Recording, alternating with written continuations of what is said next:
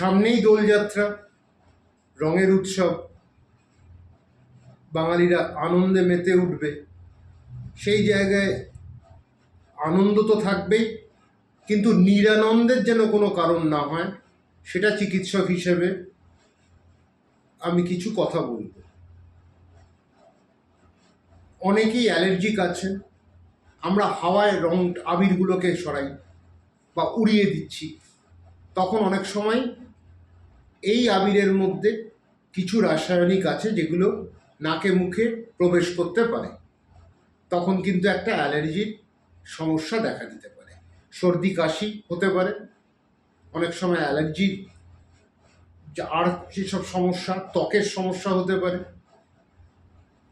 সেই জায়গা থেকে যারা অ্যালার্জিক, বা তাও বলবো চোখে যাতে না যায়, এটা গগলস পরে খেলুন।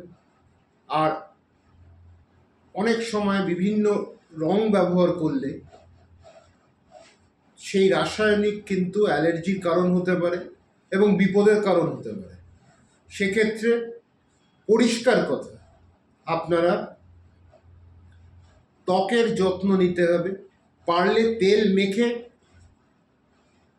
রং মাখুন।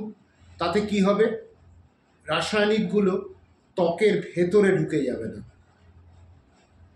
মুখটা যাদের অ্যালার্জি রয়েছে সেরকম হলে মাস্ক পরে থাকুন, আর ডিহাইড্রেটেড যেন থাকবেন না। আমি এটাই বলবো, জল পান করুন, শরবত পান করুন, কিন্তু বিভিন্ন সিনেমায় দেখে যেসব পানীয় দেখা যায় বা যেসব পানীয় নিতে মানুষকে দেখা যায়, সেইটা থেকে বিরত থাকুন। আনন্দ করুন, এটা রঙের উৎসব। আবির যেটা ব্যবহার করুন, অর্গানিক ব্যবহার করলে ভালো, কিন্তু যেখানে অতিরিক্ত রাসায়নিক থাকে সেগুলো না ব্যবহার করাটাই ভালো। কারণ অ্যালার্জি চোখটাকে খারাপ করতে পারে,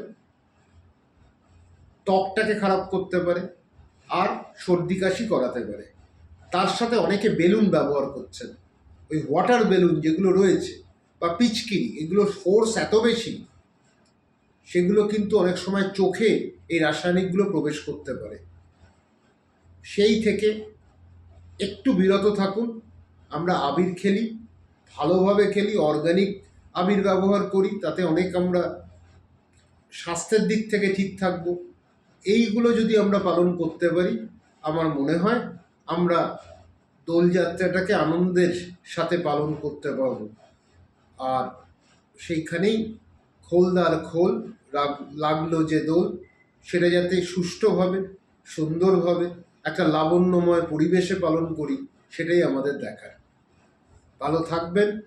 দোলযাত্রার শুভেচ্ছা সবাইকে জানাই।